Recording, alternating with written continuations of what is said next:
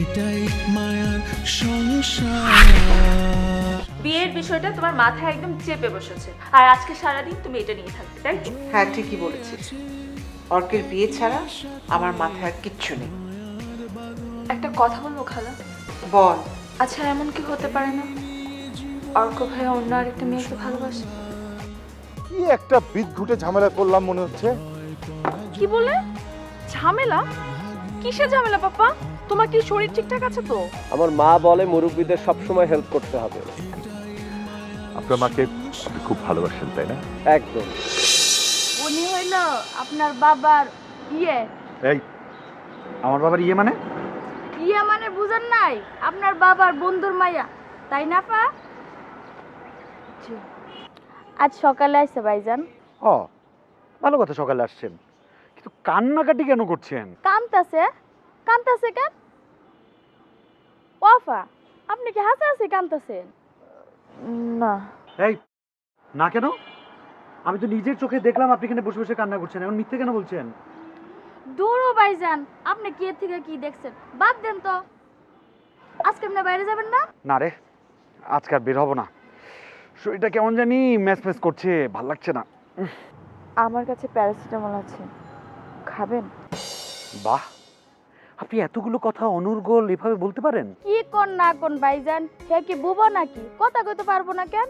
আরে এতক্ষণ কোনো কথাই বলছিল না, আমি যাই জিজ্ঞেস করি ডানে বামে মাথা কাপ করছিল আর হু হা করছিল। আসলে আমার বেশি কথা বলতে ভালো লাগে না। কেন ভালো লাগে না কেন? বেশি কথা বলতে সমস্যা কি? হয়তো কথা খুব সাংঘাতিক বিষয় বলে। ইস রে, আপনারা কি যে কথা কইতেছেন আমি কিচ্ছু বুঝতাছি না। থাকেন আপনারা, আমি যাই। এই জরি, জি ভাইজান। এক কাপ চা দিয়ে যায়। কি চা খাইবেন? রং চা না দুধ চা? রং চা দিস, চিনি ছাড়া।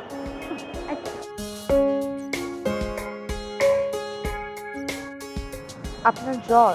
হ্যাঁ জ্বর? না না না না না, জ্বর কেন হবে?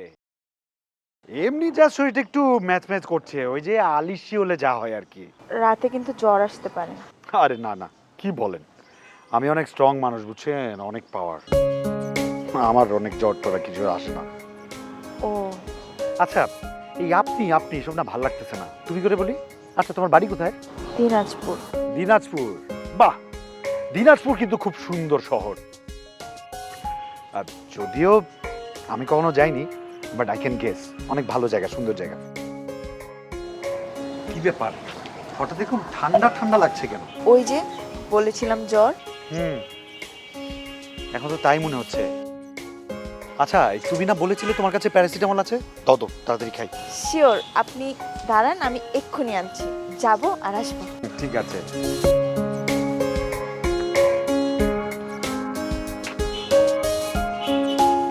এই মিতু, এই সাথে পানি নিয়ে এসো, এই ওষুধ কিন্তু শক্ত, গোটা গোটা খাওয়া যায় না, বুঝলে?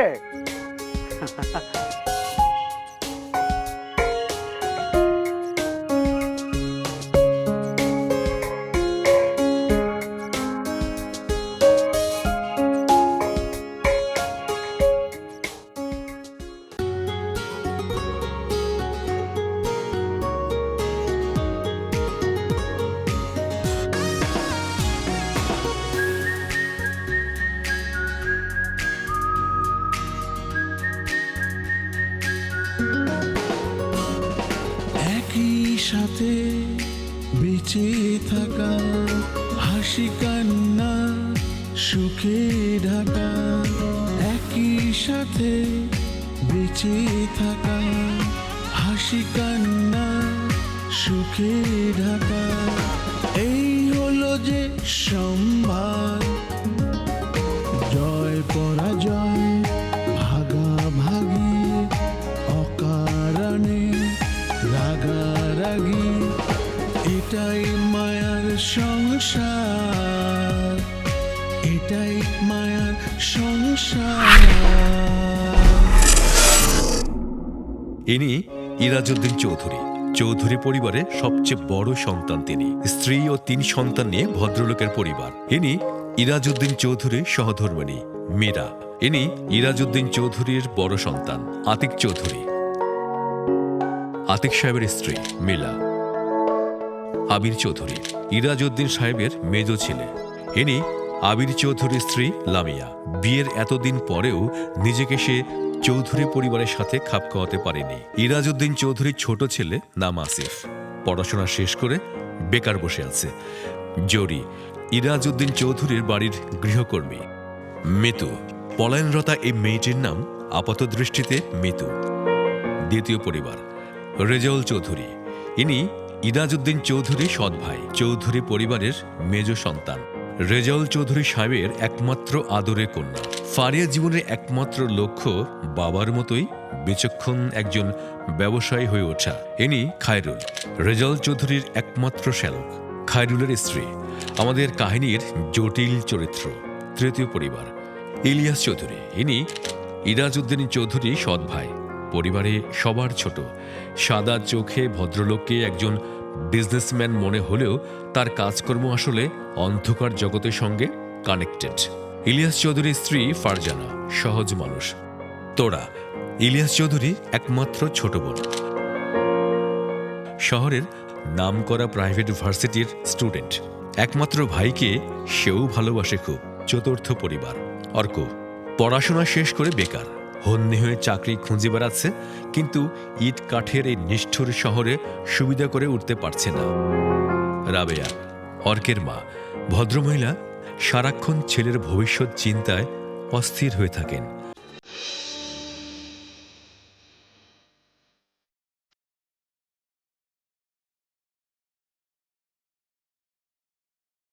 Good morning Faria. Good morning মামা। অফিস যাচ্ছিস? হ্যাঁ মামা, এই তো বেরোচ্ছি। আচ্ছা পাপা কল করেছিল। কেন? আমাকে কি অফিসে যেতে হবে নাকি? আমার কিন্তু গাজীপুরে একটা কাজ ছিল। আরে বাবা, তোমাকে কে বলেছে অফিসে যেতে? তাহলে? তোমার না পাপার গাড়িটা ঠিক করে দেওয়ার কথা ছিল? আমি তো তাই করতে চেয়েছিলাম, হঠাৎ তোর পাপা ফোন দিয়ে বলল গাড়ির কাজটা পরে করলেও নাকি চলবে। আমাকে নাকি ব্যাংকে গিয়ে টাকা তুলে আবার সেই টাকাটা অন্য একটা জায়গায় পাঠিয়ে দিতে হবে। তাই তো আমি মনে করলাম গাড়ির পিছনে সময় নষ্ট না করে এই কাজটি করি। হোয়াট? তুমি গাড়ি ঠিক করোনি? না। এটা কোনো কাজ করেছো মামা? কেন, কি হয়েছে? পাপা সকালবেলা গাড়িটা নিয়ে বেরিয়েছে, রাস্তার মাঝখানে নষ্ট হয়ে গেছে। কি আর হবে? বলিস কি তুই? আমাকে যেতে বলেছে, আমি যাব? না, পাপা তোমাকে যেতে বলেনি। আমি বলেছিলাম যে মামাকে পাঠাবো, পাপা বলল কোনো দরকার নেই। না, আমারই ভুল হয়েছে। কাল ব্যাংক থেকে কাজ সেরে একটানা যদি গাড়ির কাজটা সেরে ফেলতাম। তোমার আর কি দোষ বলো? তুমি তো একা 10 দিকে যেতে পারবে না, তাই না? কে বলেছে মামাকে একসঙ্গে 10 দিকে যেতে? আর কেনই বা যেতে হবে? সেটা তো তোমরাই ভালো জানো। আমরা ভালো জানি মানে?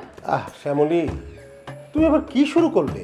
হ্যাঁ, তোমাদের মাঝে কোনো কথা বললেই তো ঝামেলা, সব দোষ আমার হয়ে যায়, তাই না? মানে কি মামি, হঠাৎ করে তুমি এসব কেন বলতে শুরু করেছো?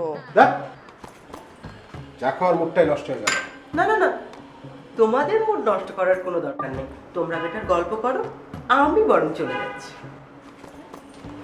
কি হলো এটা? তোর মামির কথা কোনো মাইন্ড করিস না তো। ও কেমন যেন আজকে ডিস্টার্ব হয়ে আছে। কেন? ওর একটা কাজ, ওই আচ্ছা বাদ দে।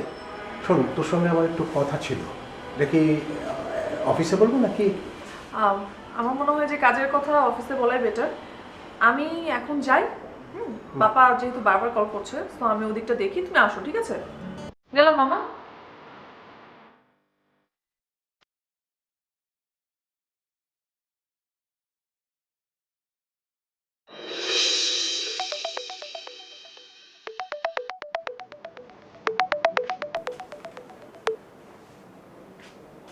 হ্যালো হ্যালো, হ্যাঁ কে বলছেন? হ্যালো, আরে কথা বলছেন না কেন? হ্যালো হ্যালো,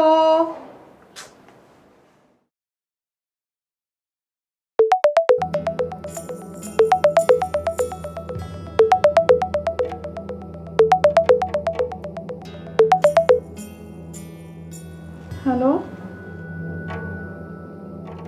কে বলছেন? কে? হ্যাঁ, কে ফোন করেছে? না কেউ না। তোমাকে এমন দেখাচ্ছে কেন? তোরা কি হয়েছে? কি হবে? কিছু হয়নি, আমি ঠিক আছি ভাবি, আমি ঠিক আছি। সত্যি তুমি ঠিক আছো? হ্যাঁ, এই যে দেখো। ঠিক থাকলেই ভালো। তোমার যদি কিছু হয়, কার কি হবে সেটা কিন্তু আমি জানি না, কিন্তু তোমার ভাইয়া যে একেবারে পাগল প্রায় হয়ে যাবে এটা কিন্তু শিওর। জানি ভাবি, বাবা মা মারা যাওয়ার পর থেকে আমি ভাইয়ার নেওয়াটা ছিলাম। ভাইয়া আমাকে কোলে পিঠে করে মানুষ করেছেন। আব্বু যদি পরের বিয়েটা না করতেন তাহলে হয়তো। কেন এইসব কথা ভেবে বারবার কষ্ট পাও বলো তো? শোনো, তোমার আব্বুর আগের পক্ষের দুজন, ইরাজ সাহেব, রেজাউল সাহেব, তারা তো খুবই ভালো মানুষ। তারা তো কখনো কোনো খারাপ কাজে নেই, বরং তারাই তো খুবই সাধারণ জীবনযাপন করেন, তাই না? তুমি বলতে চাচ্ছ ভাইয়ার যেটা জীবন সেটা অসৎ? না না, আমি ঠিক এটা বলতে চাচ্ছি না তোরা, কিন্তু এটা সত্য তো তোমার ভাইয়াকে সবাই খুব ভয় পান। ভয় পায় বলছো কেন? বলো সম্মান করে। ভাইয়া সমাজে চলে। এটাকে সম্মান করা বা সমঝে করে চলা বলে না তোরা? তোমাকে বুঝতে হবে কোনটা সম্মান করা আর কোনটা সমঝে চলার মধ্যে পার্থক্য। কিন্তু ভাবি, তোমাকে ঘিরে তোমার ভাইয়া যে ক্যারিয়ার গড়ে তুলেছেন তা কতটা সঠিক তোরা? মানুষের সাথে আন্তরিকতার প্রয়োজন রয়েছে। তোমারও তো স্বাধীনতা আছে, নিজস্ব ইচ্ছা শক্তি আছে, মানুষের সাথে চলার প্রয়োজন রয়েছে। অথচ তোমার ভাইয়া। ভাবি, আমার জন্য ভাইয়া কষ্ট পাবে এমন কোনো কাজ আমি নিশ্চয় করতে পারবো না। ভুল তোরা। ভুল বলছো কেন? তোরা, আবারও বলছি, তুমি বড় হচ্ছ। তাছাড়া তোমার জীবনটা এখন নানা খাতে বইতে শুরু করবে। তোমার সব ক্ষেত্রে যদি তোমার ভাইয়ার প্রতিবন্ধকতা তৈরি করে তাহলে? আমার দেরি হয়ে যাচ্ছে ভাবি, আমি বের হব। ও হ্যাঁ, তাই তো, তোমার তো আবার ভার্সিটি আছে। শোনো, কোথাও কোনো প্রবলেম হচ্ছে না তো? আরে না, প্রবলেম হবে কেন? আমি বিন্দাস আছি। আসি। তোরা, কোনো ছেলেপুলে যদি তোমাকে ডিস্টার্ব করে তাহলে কিন্তু তুমি তোমার ভাইয়াকে জানিও। আগেরটার মতো এটাকেও হাত পা কেটে হাতে ঝুলিয়ে দিবে। হাজার হোক তুমি তো ইলিয়াস চৌধুরীর আদরের বোন, তাই না?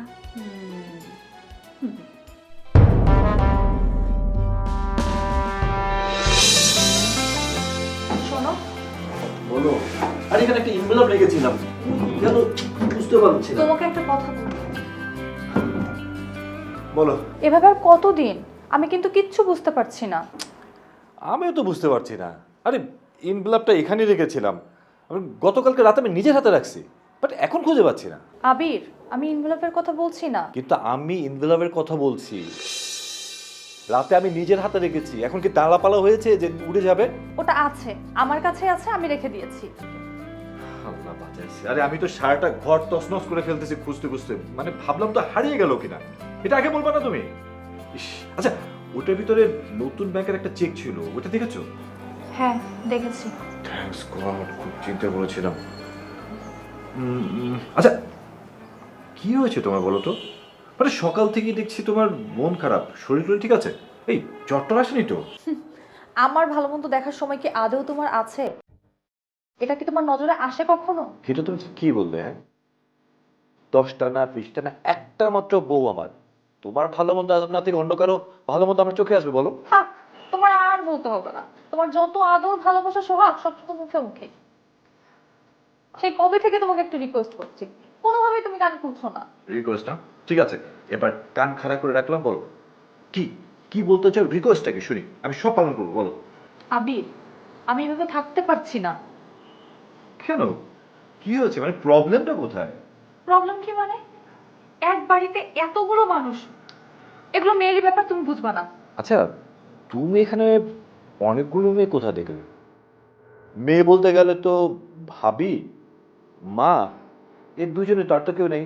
ও আর আচ্ছা জরি। আচ্ছা জরির সাথে তোমার কোনো প্রবলেম হয়েছে না তো? ডিসগাস্টিং। তবুও তুমি কি আমার জন্য একটা আমাদের ফ্ল্যাটের ব্যবস্থা করে দিতে পারবে না? আরে বাবা, সেটা তো পারাই যায়। একটা ফ্ল্যাট কেনা এটা এমন বড় কি? কিন্তু কিন্তু কিন্তু কি থামলে কেন বলো? দেখো লামিয়া, আমরা 51 পরিবার, সবাই সুখে দুঃখে একসাথে থাকতে অভ্যস্ত। এখন তুমি যদি হঠাৎ করে কোনো ফ্ল্যাট কিনে আলাদা হয়ে যাও, বিষয়টা কেমন দেখায় বলো না? তাতে সমস্যা কোথায়? তাছাড়া মানুষের তো বেঁচে থাকার জন্য একটা ব্রেড প্রয়োজন। আচ্ছা শোনো না, শোনো শোনো শোনো, তুমি কি এখানে ব্রেড পাচ্ছ না? কই, কোনো সমস্যা তো দেখছি না। এই বাড়ির সবাই তো ব্রেড নিয়েই বেঁচে আছে, তাই না? আবার তুমি ফাজলামি করছো। লিসেন লিসেন লিসেন, আমি আমি আমি কোনো বিশ্বাসের শব্দ মানে কষ্ট পাচ্ছি না। আচ্ছা সত্যি করে বলো তো, তোমার কি শ্বাসকষ্ট আছে? মেডিসিন নিয়ে আসবো? স্প্রে লাগবে? হ্যাঁ, তুমি সবকিছু নিয়ে মস্কারা করো, তাই না? এরপর একটা বড় রকমের ঝামেলা হবে, তখন তুমি বুঝবা। কি ঝামেলা হবে শুনি? ঝামেলা মানে বুঝো নাই? আমি চলে যাবো এই বাসা থেকে, আমার যেদিক দুচোখ যায় আমি সেদিক চলে যাবো, তখন তুমি আমাকে খুঁজে পাবা না, তখন বুঝবা। এইটা একটা কথা হলো? হ্যাঁ, তোমার দু চোখ যেদিকে মন চায় তুমি চলে যাও, কোনো সমস্যা নেই। কিন্তু সমস্যা হচ্ছে একটাই, তুমি কিন্তু ভালো করে রাস্তাটা চেনো না। So, তুমি যেদিকে যাবে তোমার এই আদরের স্বামী ঠিক তোমার পিছিয়ে পিছিয়ে যাবে, এটা নিয়ে কোনো চিন্তাই করবে না। তোমার সাথে কথা বলাটাই আমার অন্যায় হচ্ছে।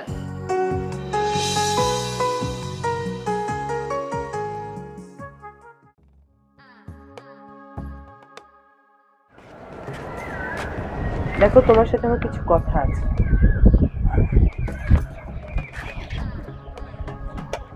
আচ্ছা ভালো কথা, এত ফর্মালিটির কি আছে বলো? আমি কোনো রকম ফর্মালিটি করছি না। দেখো খায়রুল, জীবনটা এতদিন যেভাবে গেছে গেছে, কিন্তু এখন না তোমার বোঝা উচিত যে তোমার জীবনটার সঙ্গে এখন আমার জীবনটাও জড়িয়ে আছে। কথা এত কমপ্লিকেটেড করছো কেন? বলো না কি হয়েছে। না খায়রুল, আমি একদমই কমপ্লিকেটেড কথাবার্তা বলছি না, সেটা তুমি ভালো করে জানো।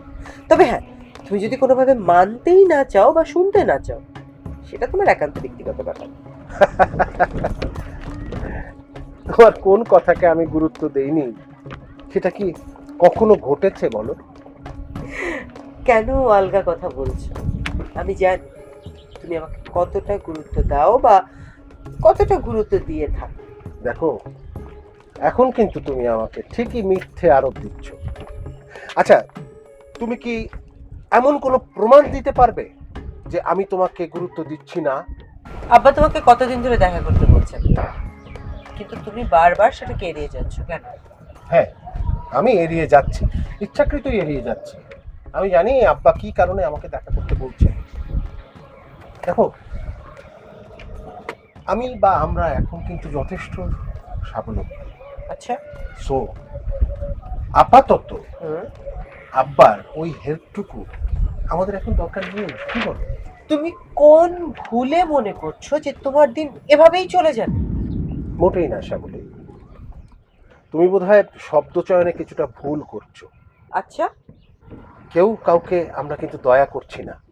আমি দুলাভাই রিয়েল এস্টেট কোম্পানিতে জব করি, তার বিনিময়ে দুলাভাই আমাকে যে স্মার্ট স্যালারিটা দেন তা কিন্তু অন্য কোনো কোম্পানি আমাকে দেবে না। তুমি এখানে মন্দটা কোথায় দেখছো? কি হলো? অকারণে তুমি হাসছো কেন? কি?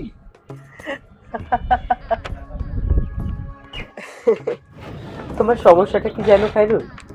তুমি পরিশ্রমী, তুমি সৎ, কিন্তু ভবিষ্যৎ দেখতে পারার মতো দূরদর্শিতা তোমার মধ্যে নেই। দেখো, আমি ভবিষ্যৎ নিয়ে চিন্তা করি না। তুমি তো জানো যে আমি আমার এই বর্তমানটা নিয়ে ভীষণ হ্যাপি। আমি জানি তুমি তোমার বর্তমানটা নিয়ে ভীষণ হ্যাপি, কিন্তু তোমার ভাগ্নি না বিজনেস ডিল করতে শুরু করেছে, তাই তোমার এই হ্যাপিনেসটা আর বেশি দিন থাকবে না। শ্যামলী, শ্যামলী শোনো, ও তো আমার ভাগ্নি না? হ্যাঁ, আমি তোকে চোখের সামনে জন্মতে দেখেছি। ওকে ওকে আমার মতো করেই একটু ডিল করতে দাও না তুমি। ঠিক time. Okay, take your time.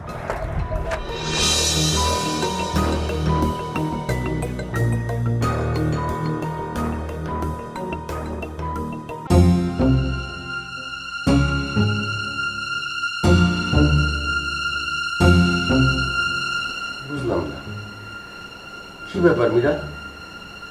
সেই কখন থেকে আমি দেখতেছি তুমি আমার দিকে কেমন করে যেন তাকিয়ে আছো। আমি কি করলাম যে আমার দিকে এইভাবে তাকায় থাকতে হবে? কিছুই করো নাই? কি করেছি? আমি তো জানি যে কিছু করি নাই, তো তুমি বলো কি করেছি। আচ্ছা, ওই মিতু মেয়েটার সাথে তোমার কিসের সম্পর্ক? আশ্চর্য, কি ধরনের কথা বলতেছো তুমি? ওই মেয়ের সাথে আমার কি সম্পর্ক থাকবে? দেখো, আমি কিন্তু দুদিনের শিশু না, আমি সব কিছু বুঝতে পারি।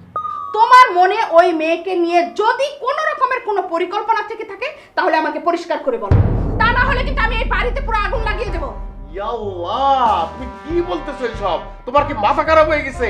আরে আমি তো ওই মেয়ের বাপের বয়সী। বুড়ো বয়সেই তো যত রকমের ভীমরতি হয়, তা তোমারও যে সেই রকম কিছু হয়নি তা আমি বুঝবো কি করে? বলা নেই কওয়া নেই, একটা মেয়ে ধুম করে বাসায় এসে উঠলো।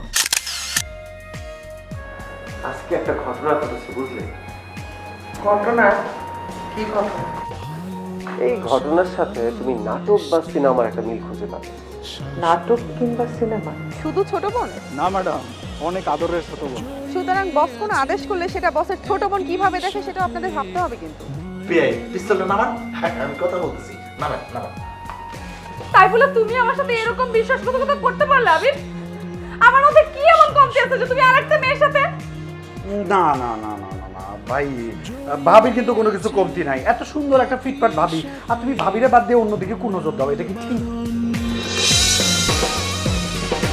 এই নিয়ে জীবনী উপসংহার, জয় পরাজয় ভাগাভাগি, অকারণে রাগারাগি, এটাই মায়ার সংসার, এটাই মায়ার সংসার।